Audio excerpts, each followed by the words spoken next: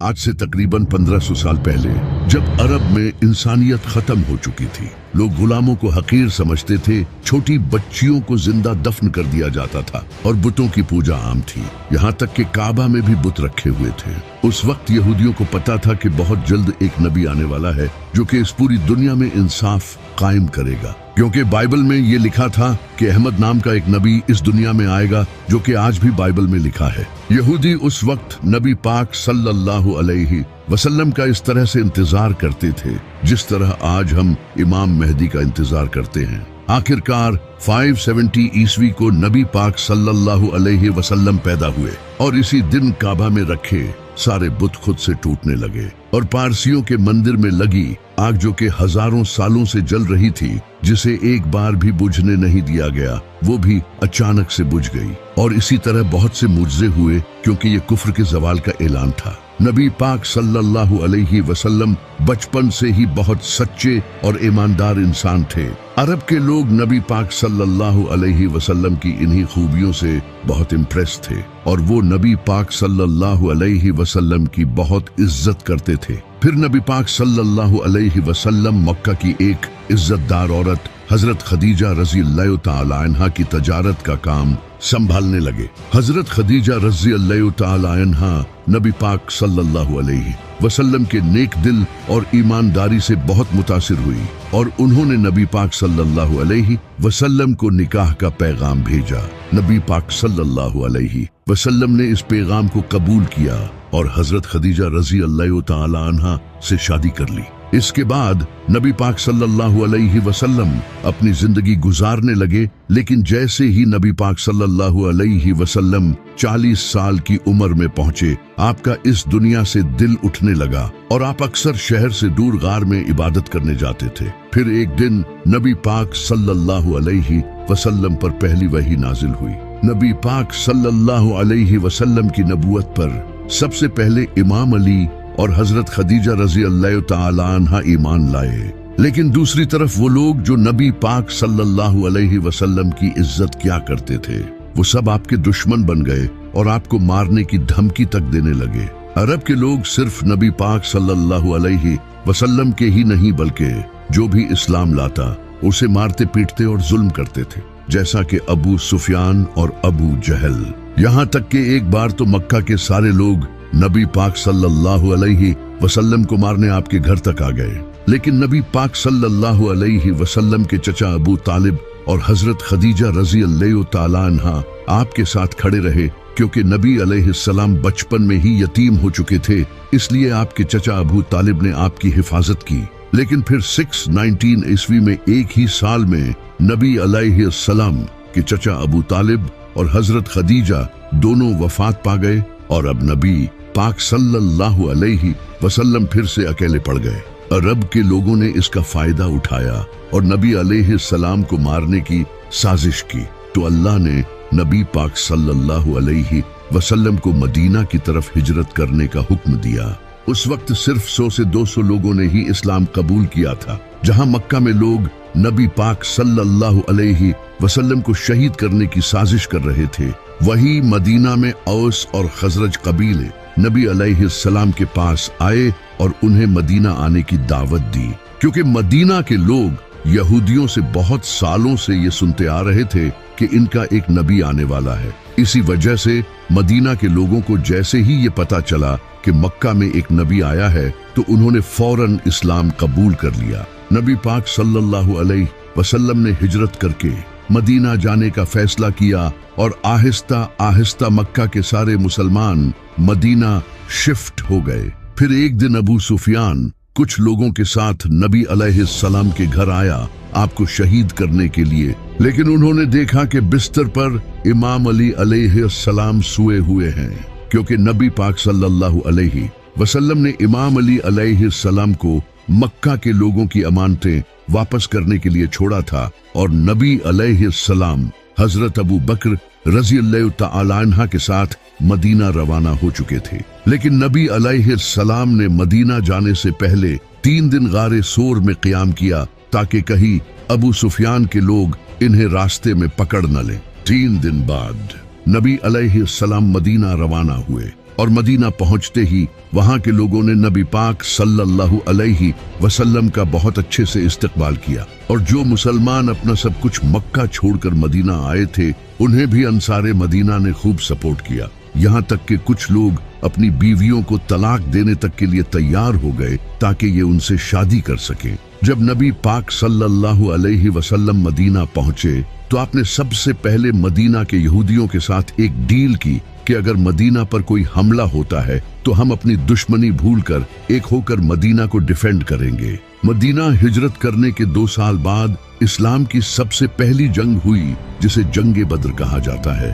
जब मुसलमान अपना सब कुछ मक्का छोड़कर मदीना आए तो मक्का के लोगों ने मुसलमानों का सब कुछ अपने कब्जे में कर लिया। तो अल्लाह ने इन्हें इजाजत दे दी कि अब वो मक्का के लोगों के काफिले लूट सकते हैं। तो मुसलमान बगैर कोई खास हथियार लिए बस कुछ तलवारों के साथ अबू सुफियान के काफिले को लूटने निकल पड़े, क्योंकि मक्का के काफिले मदीना से होकर गुजरते थे।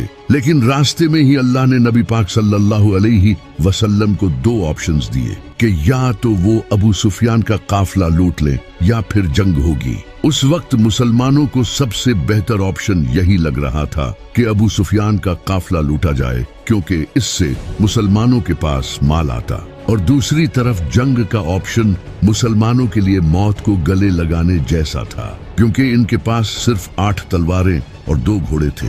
लेकिन फिर भी मुसलमानों ने कहा कि या रसूलुल्लाह, आप जैसा कहेंगे वैसा ही होगा, क्योंकि अल्लाह मक्का के काफिरों को इन 313 मुसलमानों के हाथों कत्ल करके मुजज़ा जाहिर करना चाहता था। तो नबी पाक सल्लल्लाहु अलैहि वसल्लम ने जंग का ऑप्शन चुना। अबू सुफियान को इस बात का पता चल चुका था कि मुसलमान इनका काफिला लूटने के लिए तैयार बैठे हैं, तो इसने एक शख्स को मक्का भेजा मदद के लिए। जैसे ही उस शख्स ने मक्का जाकर सब कुछ बताया तो मक्का से अबू जहल 1000 लोगों का लश्कर लेकर निकल पड़ा और अबू सुफियान भी समंदर के रास्ते से मक्का सेफली पहुंच गया। मुसलमानों ने मदीना के साउथ वेस्ट में बद्र नाम की एक जगह पर अपना पड़ाव डाला। इसी वजह से इसे जंगे बद्र कहते हैं। अगले दिन अबू जहल 1000 लोगों के साथ इस जगह पहुंचा। अब दोनों फौजें आमने सामने आ चुकी थी। इसी वक्त अबू जहल की फौज में से एक उतबा नामी इंसान अपने भाई और बेटे के साथ सामने आया और उसने मुसलमान फौज को ललकारा कि कोई आकर इसका मुकाबला करे। तो मुसलमानों की फौज से 3 लोग सामने आए। एक नबी पाक सल्लल्लाहु अलैहि वसल्लम के चचा हजरत हमजा, दूसरे हजरत उबैदा और तीसरे मेरे मौला अली। और इन तीनों ने उतबा को खत्म कर दिया। इसके बाद मुसलमानों और काफिरों के साथ जंग शुरू हुई।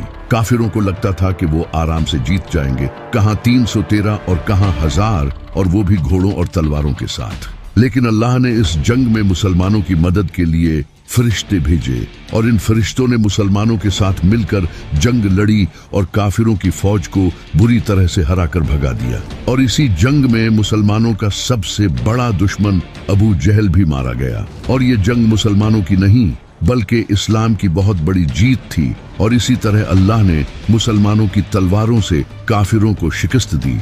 इस हार के बाद काफिर अब मुसलमानों से बदला लेना चाहते थे, क्योंकि मक्का के लोगों की पूरे अरब में इज्जत थी और अब सवाल इनकी इज्जत का था। तो इस बार अबू जहल की मौत के बाद अबू सुफियान 3000 का लश्कर लेकर मुसलमानों के खिलाफ चल पड़ा, जिसमें खालिद बिन वलीद भी शामिल थे। नबी पाक सल्लल्लाहु अलैहि वसल्लम ये जंग मदीना में लड़ना चाहते थे, क्योंकि नबी अलैहिस्सलाम ने मदीना के यहूदियों के साथ डील की थी कि अगर मदीना पर हमला हुआ तो हम मिलकर मुकाबला करेंगे। इससे मुसलमानों को एडवांटेज मिलता। लेकिन मेजॉरिटी सहाबा ने मदीना के बाहर रेगिस्तान में जंग लड़ने का फैसला किया। तो नबी पाक सल्लल्लाहु अलैहि वसल्लम ने इनकी बात मान ली और 1000 मुसलमान 3000 के मुकाबले में थे, जहां उहद पहाड़ पर मुसलमानों का अबू सुफियान के लश्कर से सामना हुआ। लेकिन इसी वक्त एक मुनाफिक अब्दुल्ला इब्ने उबई 300 लोगों के साथ ये जंग छोड़कर चला गया, जिससे मुसलमान अब सिर्फ 700 रह गए। तो नबी पाक सल्लल्लाहु अलैहि वसल्लम ने एक स्ट्रेटजी अपनाई। आपने 50 तीर अंदाजों को उहद पहाड़ की बैक साइड पर खड़ा कर दिया और इन्हें सख्ती से हुक्म दिया कि यहाँ से बिल्कुल न हिलना, चाहे मुसलमानों के जिस्मों को परिंदे भी खाने लगे। फिर जंग शुरू हुई और मुसलमान हिम्मत के साथ इनका मुकाबला करते रहे और काफिर शहीद होने लगे और पीछे हटने लगे। ये देखकर इन 50 तीरंदाजों को लगा कि मुसलमान जंग जीत चुके हैं और कहीं ऐसा न हो कि इन्हें माले गनीमत न मिले। तो इन 50 तीर अंदाजों में से 35 मुसलमान पहाड़ से उतर आए और इसी मौके का फायदा उठाकर खालिद बिन वलीद ने पहाड़ के पीछे से मुसलमानों पर हमला कर दिया। अब आगे और पीछे दोनों तरफ अबू सुफियान का लश्कर था और मुसलमान इन दोनों के दरमियान फंस चुके थे और इस तरह बहुत से मुसलमान शहीद होने लगे। और इसी वक्त नबी पाक सल्लल्लाहु अलैहि वसल्लम के भी दांत मुबारक शहीद हो गए, जिससे ये अफवाह फैल गई कि नबी पाक सल्लल्लाहु अलैहि वसल्लम शहीद हो गए। जब सहाबा ने ये सुना तो कई सहाबा ये सुनकर भागने लगे, यहाँ तक कि हजरत उस्मान और हजरत उमर जैसे सहाबी भी जंग छोड़कर भाग गए। लेकिन सिर्फ 12 लोग नबी पाक सल्लल्लाहु अलैहि वसल्लम के साथ बाकी रहे, जिनमें इमाम अली अलैहिस्सलाम, साद बिन अबी वक़ास जैसे सहाबी थे। तो बाकी बच्चे मुसलमान पहाड़ पर चढ़ गए, जिसे देखकर अबू सुफियान पीछे हट गया। जब वो वापस मुड़े तो नबी पाक सल्लल्लाहु अलैहि वसल्लम ने इमाम अली और बाकी कुछ सहाबा को इनके पीछे भेजा ताकि ये पलटकर हमला न कर दें। और इन सहाबा ने बड़ी बहादुरी दिखाई, जिसकी अल्लाह ने कुरान में तारीफ की है। इस जंग में मुसलमानों को बहुत नुकसान हुआ, जैसे कि नबी पाक सल्लल्लाहु अलैहि वसल्लम के चचा हजरत हमजा रजी अल्लाह तआला अन्हा शहीद हो गए, जो कि मुसलमानों के आर्मी चीफ थे।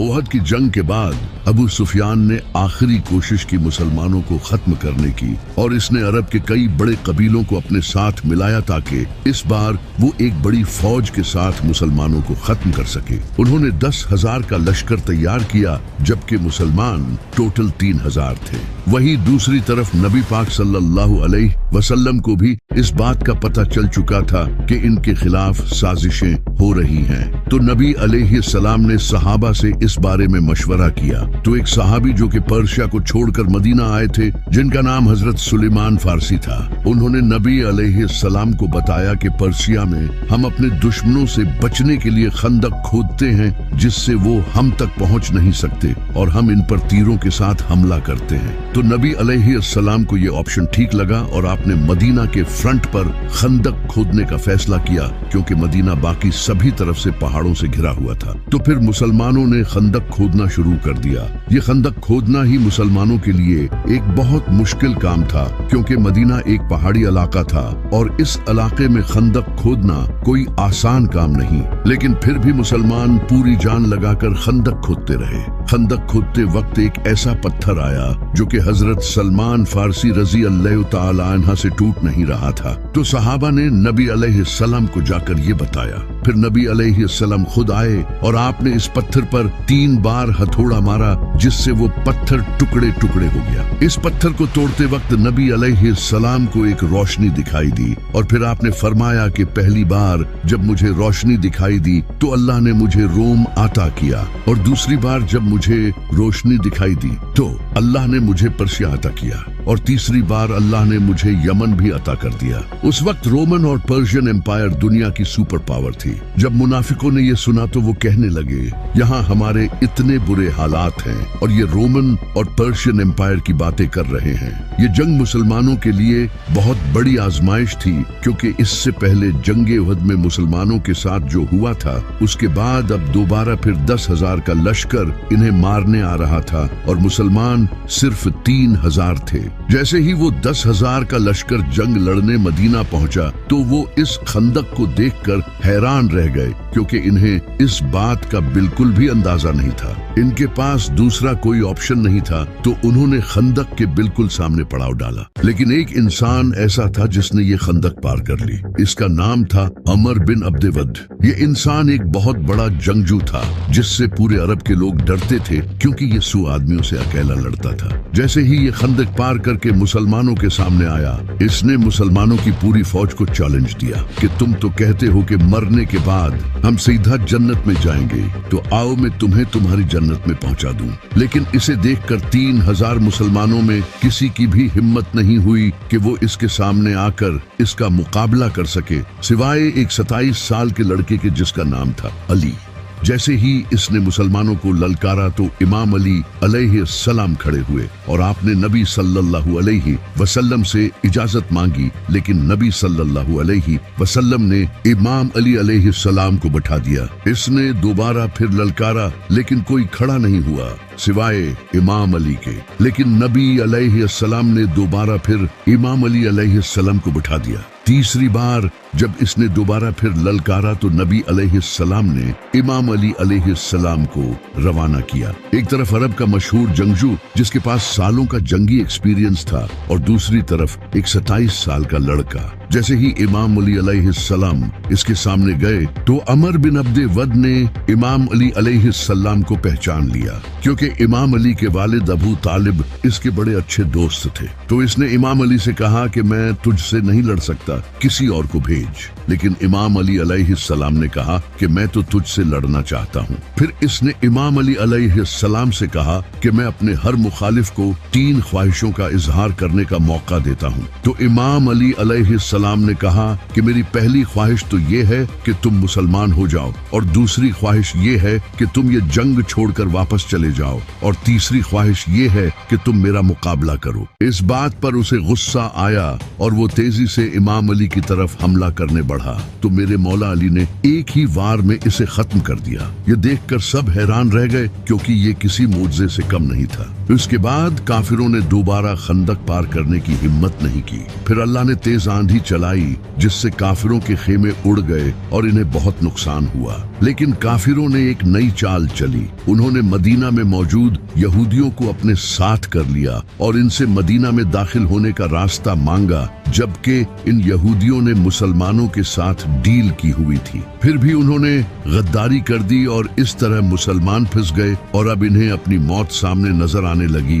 क्योंकि मदीना में मुसलमानों की फैमिलीज भी थी। अब सिर्फ उनकी ही नहीं बल्कि उनकी फैमिलीज की जान भी खतरे में आ चुकी थी। उसी वक्त अल्लाह ने अपना एक और मुजज़ा कर दिखाया। एक इंसान जिसका नाम नुआइम बिन मसूद था, उसने इस्लाम कबूल कर लिया और वो नबी पाक सल्लल्लाहु अलैहि वसल्लम के पास आया। उसने नबी पाक सल्लल्लाहु अलैहि वसल्लम से कहा कि मैंने इस्लाम कबूल कर लिया है, लेकिन ये बात किसी को भी नहीं पता। उसने अपना एक प्लान नबी सल्लल्लाहु अलैहि वसल्लम के सामने रखा और आपने उसे इसकी इजाजत दे दी। फिर वो सीधा यहूदियों के पास गया और उनका ब्रेन वॉश किया। उसने यहूदियों से कहा कि अगर ये जंग न हुई तो मक्का के लोग तुम्हें छोड़कर भाग जाएंगे, फिर तुम्हारी मौत पक्की है। अगर तुम्हें मुझ पर यकीन नहीं तो इनसे ट्रस्ट के तौर पर इनके 8 सरदार मांगो। इसके बाद वो सीधा काफिरों के पास गया और उनसे कहा कि मदीना के यहूदी मोहम्मद के साथ मिले हुए हैं और वो मोहम्मद को अपना ट्रस्ट शो करने के लिए तुमसे तुम्हारे 8 सरदार मांगेंगे।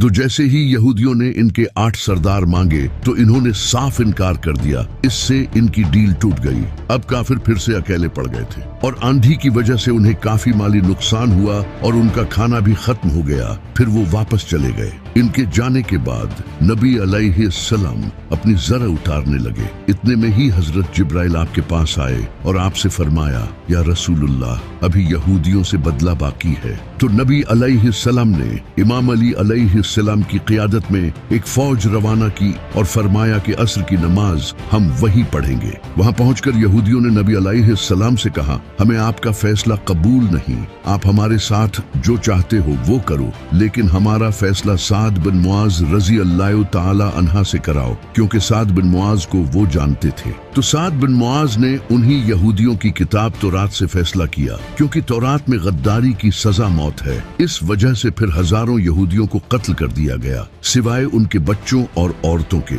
आज नॉन मुस्लिम्स इस इंसिडेंट को मुसलमानों के खिलाफ यूज करते हैं और नबी अलैहिस्सलाम के कैरेक्टर पर उंगली उठाते हैं, जबकि यही कानून आज पूरी दुनिया में फॉलो किया जाता है।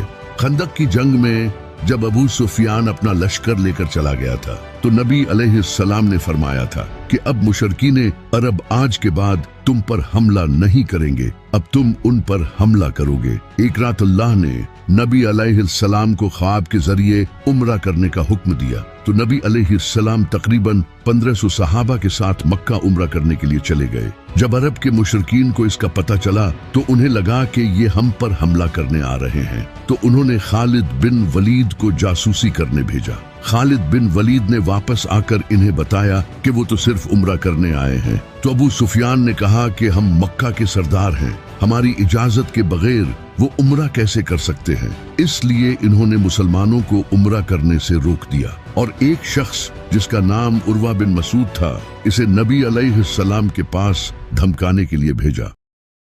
उर्वा ने आकर नबी अलैहिस्सलाम से कहा कि आपके ये साथी आपको छोड़कर चले जाएंगे और अगर आपको अपनी जान प्यारी है तो वापस चले जाएं। इस बात पर सहाबा को बहुत गुस्सा आया। वो इसे दिखाना चाहते थे कि हम नबी अलैहिस्सलाम से कितनी मोहब्बत करते हैं। थोड़ी देर बाद जब नमाज का वक्त हुआ तो नबी अलैहिस्सलाम वजू करने लगे और आपके 1500 सहाबी आपके वजू का पानी भी जाया नहीं होने दे रहे थे। जब उर्वा ने ये देखा तो इसने वापस जाकर अबू सुफियान को ये सब बताया। इसने कहा कि मैं बड़े बड़े बादशाहों के दरबार में गया हूँ, लेकिन मैंने कभी किसी भी बादशाह के साथियों को मोहम्मद के साथियों की तरह नहीं देखा। इनके साथी इनके वजू के पानी तक के लिए एक दूसरे से लड़ते हैं और जैसे ही मोहम्मद के मुंह से अल्फाज निकलते हैं ये उसे पूरा करने के लिए फौरन दौड़ते हैं। ये कभी भी मोहम्मद को अकेला नहीं छोड़ेंगे, इसलिए तुम्हारे लिए बेहतर यही है कि इनके साथ मुआहिदा कर लो। तो मुशरिकीन अरब ने नबी अलैहिस्सलाम के साथ डील कर ली।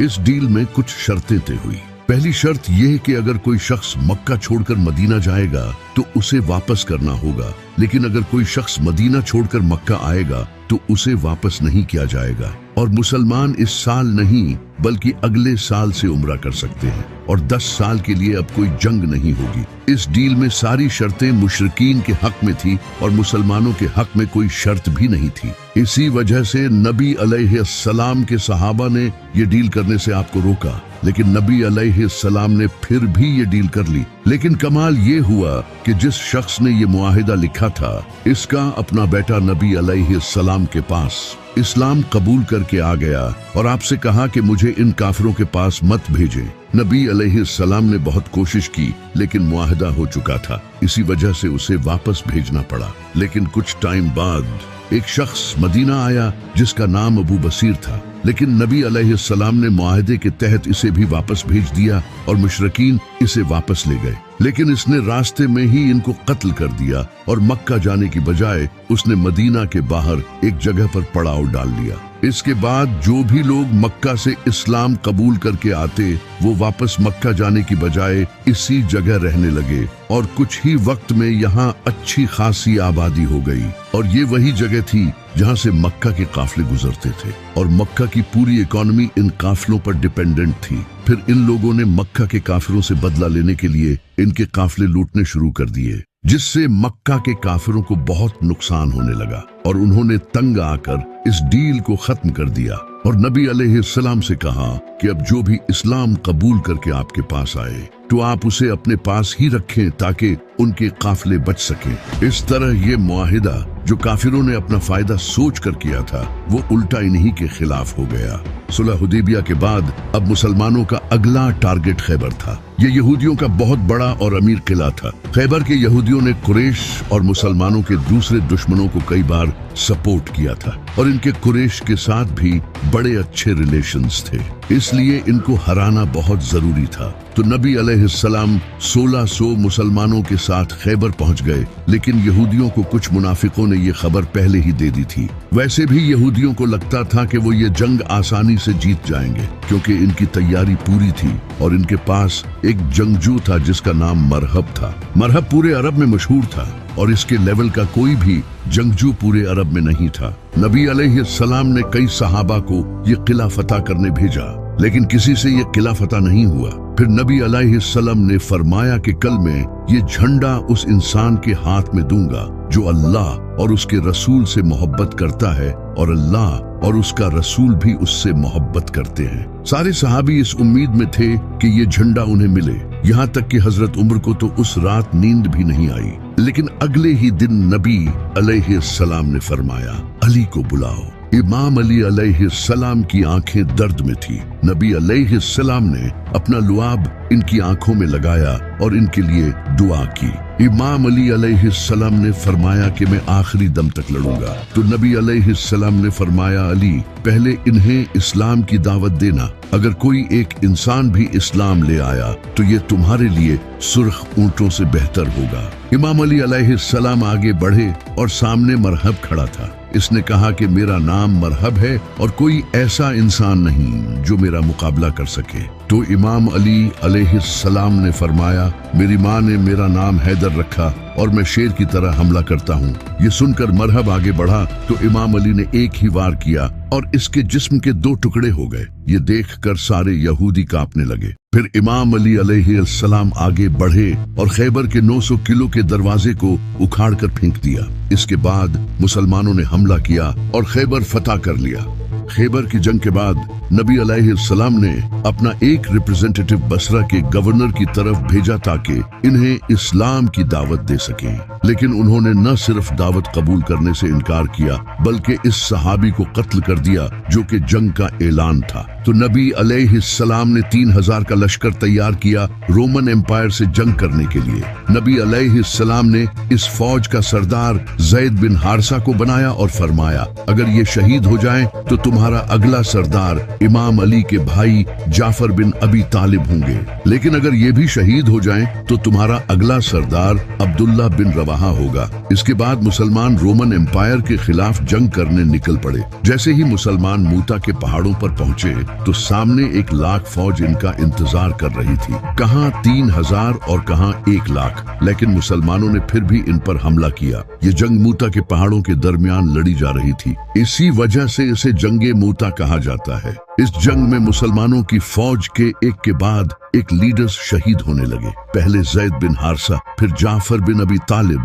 और उसके बाद अब्दुल्ला बिन रवाहा। और नबी अलैहिस्सलाम इनसे मीलों दूर मदीना में बैठे सहाबा को ये सब बता रहे थे। नबी पाक अलैहिस्सलाम ने फरमाया, ज़ैद ने झंडा लिया और मारा गया, फिर जाफर ने झंडा लिया और मारा गया, फिर इब्ने रवाहा ने झंडा लिया और मारा गया। जब नबी अलैहिस्सलाम लोगों से ये कह रहे थे तो आपकी आंखों से आंसू जारी थे और एग्जैक्टली ऐसा ही हुआ। मुसलमानों ने इन तीनों लीडर्स की शहादत के बाद अपना अगला लीडर खालिद बिन वलीद को चुना।